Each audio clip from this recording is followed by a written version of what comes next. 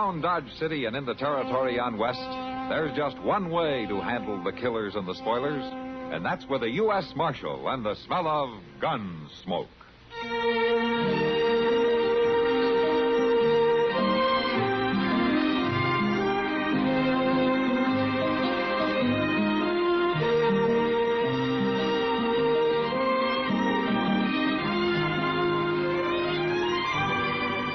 Gunsmoke, starring William Conrad. The story of the violence that moved west with young America. And the story of a man who moved with it. I'm that man. Matt Dillon, United States Marshal. The first man they look for and the last they want to meet. It's a chancy job, and it makes a man watchful. And a little lonely.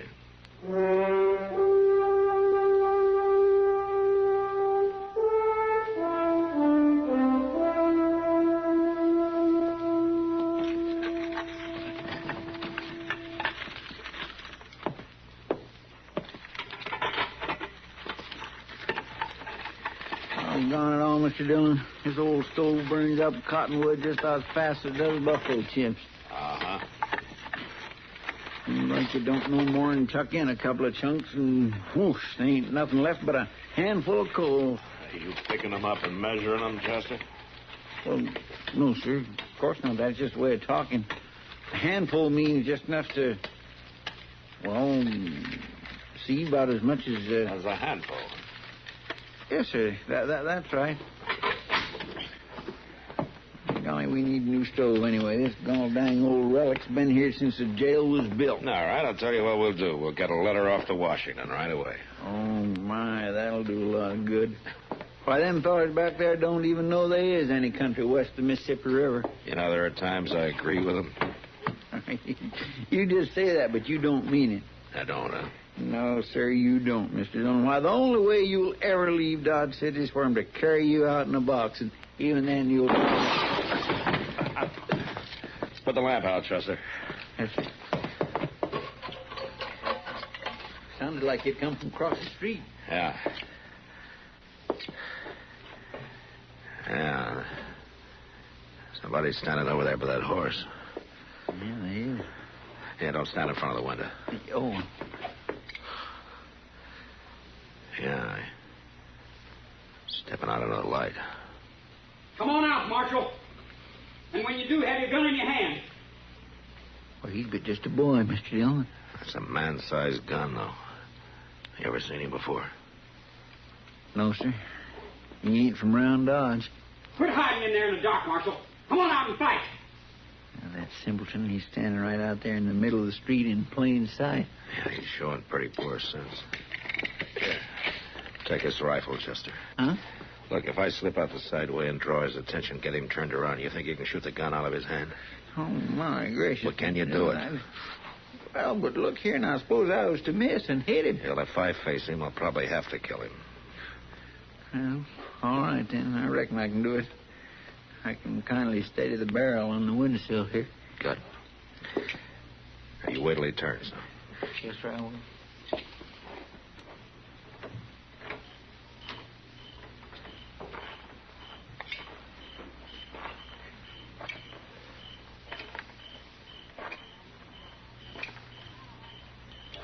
What's the matter, Marshal? You too scared to come out? No.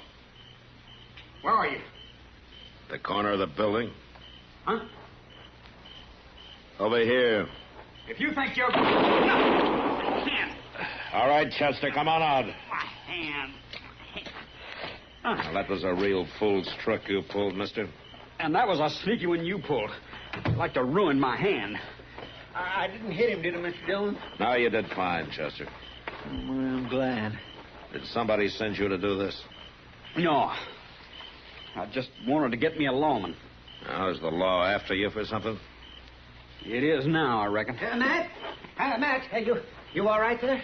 Yeah, I'm all right, Doc. Yes, well, I brought my bag right along with it here. And a couple of blank coroner's reports, too, you know, just in case. Well, I don't guess you'll need them this time. You gonna lock me up? That's right. For what? Just talking? I didn't do nothing.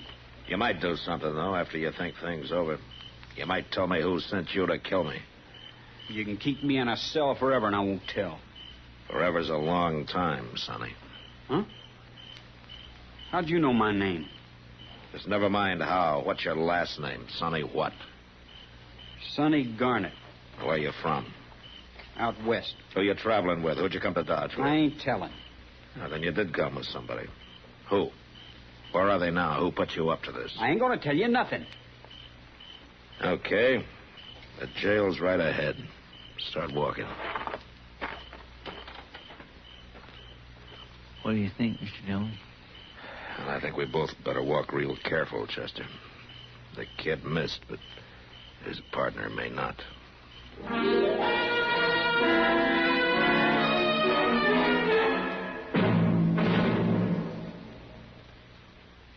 Hello, this is Marvin Miller with another page from your American Heritage Scrapbook. It was in 1854 that Cyrus West Field, a wealthy New York paper manufacturer, came out of voluntary retirement at the age of 35 to fulfill a dream and join the old world and the new with a transatlantic telegraph cable. The cable was to extend 2,300 miles from the coast of Ireland to the Canadian province of Newfoundland. The United States and Great Britain pooled their resources in the effort. The American warship Niagara was converted into a cable layer, and the British contributed and converted their ship, the Agamemnon.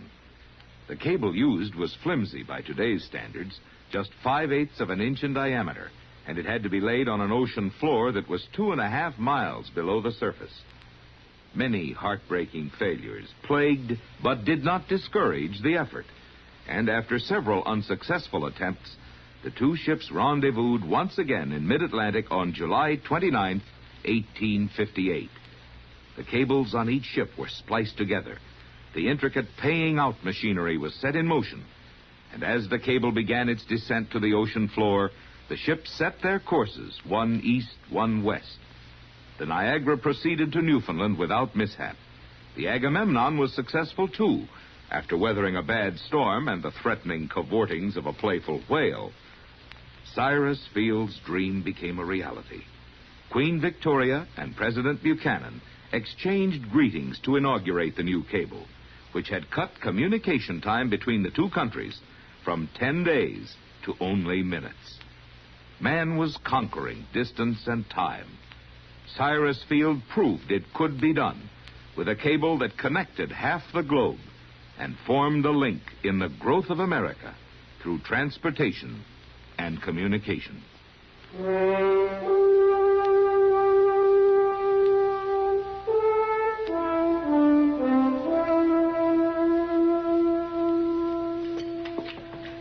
Now, wait a minute, Chester. I'll open the door for you. Oh, thank you, Mr. Dillon. I just can't seem to get the knack of toting a tray. I just don't see how them waiters does it so easy. Well, it's practice, Chester. We just have to get some more prisoners for you to feed. One is just one too many, if you ask me. Morning, Sonny. How do you feel? All right. I got some breakfast here for you. I ain't hungry. Set it inside on the floor, Chester. Yes, sir. And you better eat it, too. All the trouble I went through cooking it. I said I wasn't hungry. All right, leave it then. You don't want it? You're going to get mighty hungry before the end of the week, though. You got no right to hold me, Marshal. Oh, is that so? You got no reason to. Threatening to kill somebody's a pretty good reason. I didn't mean it. I was just joking. Joking? That's what I'm doing, too, Sonny. Keeping you locked up. It's just a joke. Now, why don't we let your partner in on it so he can laugh, too? I got nothing to say. Where's he hiding out while you're doing his dirty work, huh? Is he in town?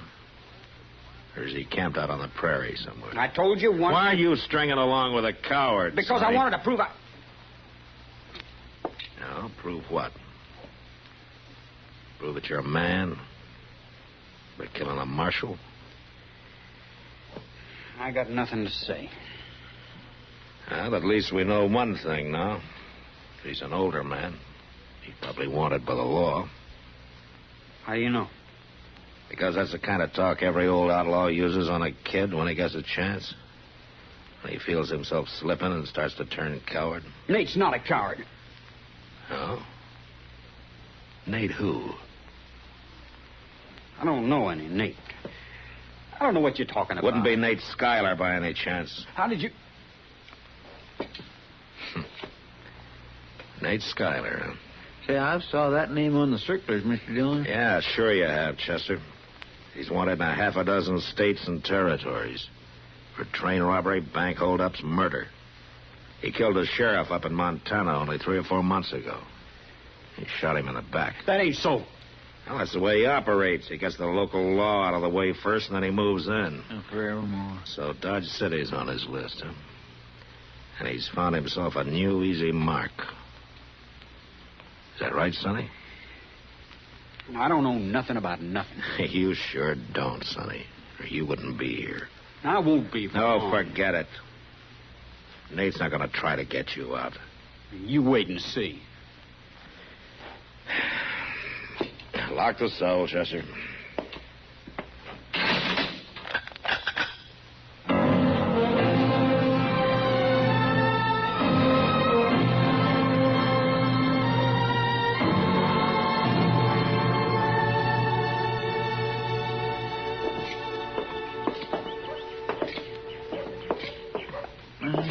Gracious, just feel that sun, Mr. Dillon. I swear it's going to be spring now before we know it. Yeah, and then summer, and fall. And the first thing you know, Chester, it's going to be winter again. It'll be cold as blazes. Oh, there you go, taking all the joy out of it. Matt! Oh, Matt! Wait! Stars. Doc sure is in a lather about something. Look at Yeah, him. he probably got hold of a bad bottle of corn liquor. Yes. Come on, Matt. Hurry up, though. I can show you right where you can put your hands on it. Oh, on who? That kid, Sonny Garnett. You've had a jailbreak and you don't even know it. Oh? Come on, man. I know right where he is. I just saw him going to Wilbur Jonas's store. Well, all right, Doc. Let's go. Yeah. It's lucky for you I happened to see him. You betcha. This way you can get him back. Nobody'll even know he broke out. But come on. Hurry up. He isn't going to stay there forever, you know. Oh, I hope not, Doc. If he does, there wasn't much point in turning him loose. Well, turning him loose? Yeah, about 3 hours ago. I had a couple of boys keeping an eye on him. Well, what in the world you do that for? Well, I hoped you might lead us to Nate Schuyler. Maybe he needs a little prod to start him moving. Oh, then I got my blood pressure all stirred up for nothing. It's good for you, Doc. Helps keep your heart beating. Oh, I'm going to go back to my office.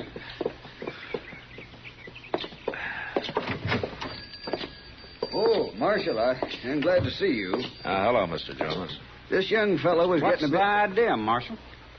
The idea of what, Sonny? This man won't sell me nothing. No, that's not what I said, young feller. I just won't sell you a gun, that's all. You had no right to keep my gun, Marshal. And I've been to 3 places now, and none of them would sell me one. Now, what would you do with a gun if you had it, Sonny? You guess. I've already guessed. That's why nobody in town will do business with you. What's the matter? Are you scared to face me? Not particularly. You was last week. You was scared to come out in the street. You had your partner shoot at me through the window. You want to know something, Sonny? That's why you're still alive. The way you tell it, maybe. You see it different, do you? You wouldn't face me. That's enough for me. And Nate Schuyler won't face me. That's 6 of one, a half a dozen of another, isn't it? Nate'd shoot you down before you could even move. Yeah, he might at that. If he was behind me, where he usually makes sure of being. That's a lie. You lawmen just make up them things. You give a dog a bad name and then hang him for it. That's what Nate tells you, huh? I know what I know, that's all. Then you'll probably know about his other partners. What you mean? Of course, they're dead now, most of them. Same story as yours, more or less. They took the chances, and Nate took the money. More lies, that's all. Didn't he even tell you about that partner in Pueblo, the one he murdered? It What you talking about? was a bank holdup. As they started to leave, a guard shot Nate's partner. He hurt him bad, so he couldn't ride.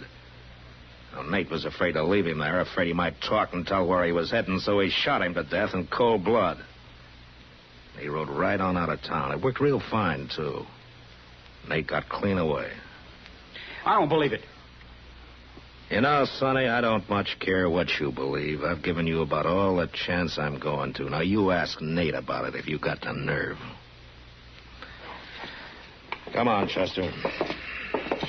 Mr. Jonas. Bye, Marshal. I think I never heard that story before, Mr. Dillon. Well, Nate Schuyler's that kind of a man. It could have happened.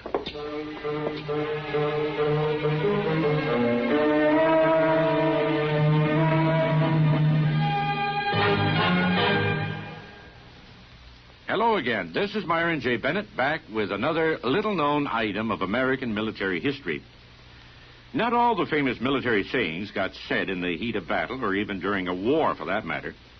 And one peacetime remark not only made history in a different sort of way, but showed the stuff that Army engineers are made of. The United States vitally needed the Panama Canal for strategic as well as commercial reasons. But like the French before them, the best American civilian engineers were getting no place with the big cut through Panama when President Theodore Roosevelt turned in desperation to the Army in 1907. The man who got the job was Colonel George Washington Goethals of the Corps of Engineers. For over 6 rugged years, Goethals rode herd on the monumental task like a combination trail boss and military dictator, only to see a massive slide of mud and rock threaten the whole project at Cucaracha in 1913. But when one of his lieutenants threw up his hands and said, "What do we do now?" Goethals separated the men from the boys and spit his way into history with "Dig it out again." That's how he came to be known as the man who stood up in Panama and the mountains stood aside.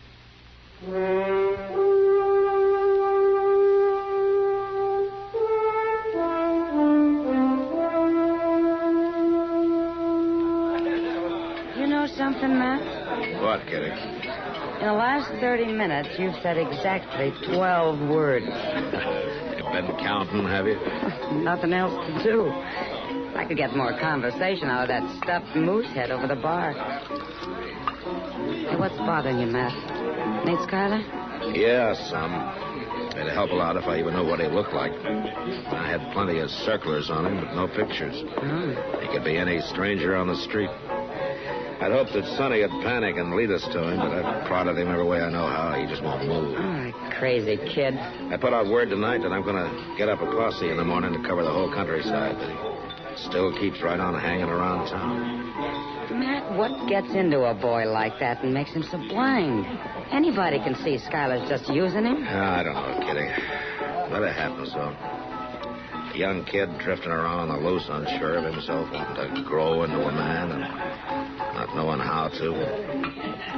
And then somebody like Schuyler says, "Go kill yourself a lawman, boy." That's the way. And the kid goes along like a sheep. Schuyler ought to be hung. He probably will be if I ever find him. Well, maybe he's right here in town somewhere. No, I doubt it. Sonny doesn't act like he expects to run into him on the street. Of course, there's always the chance to get curious and come in to see what's going on. Mr. Dillon? Yeah, what is it, Chester? Mr. Dillon, the kid's over at the livery stable saddling up his horse. Huh? Looks like he's fixing to ride out. Well, let's go find out.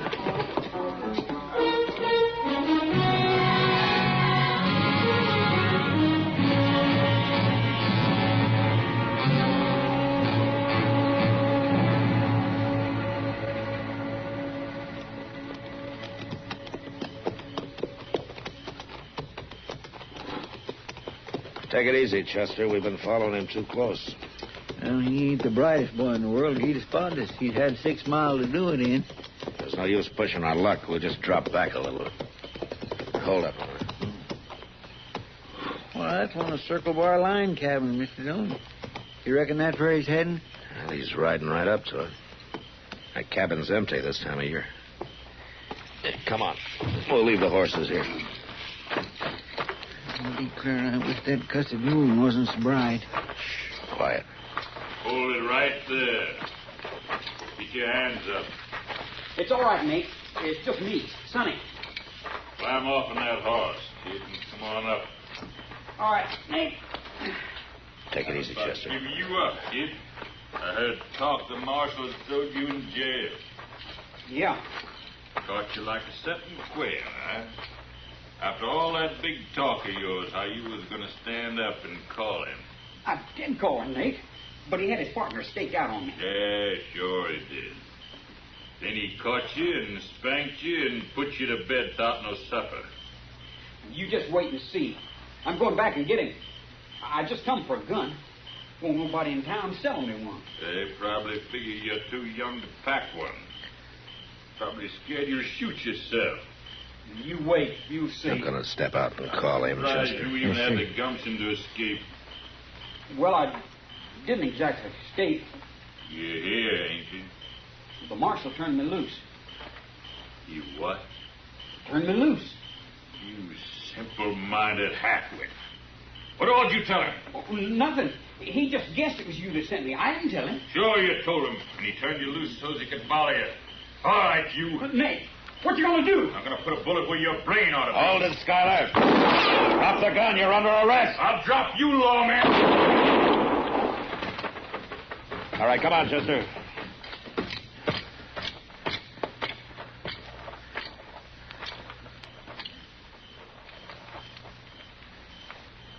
So that's what Nate Schuyler looked like. When he was alive, I mean. Yeah.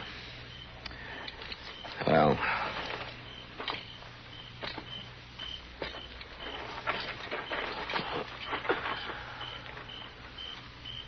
that Nate sure was a mean-looking man, Mr. Dillon. Got a face like a coyote. Well, we start to teach that kid a lesson. I'm afraid it won't do him much good, Chester. Huh? He's dead, too.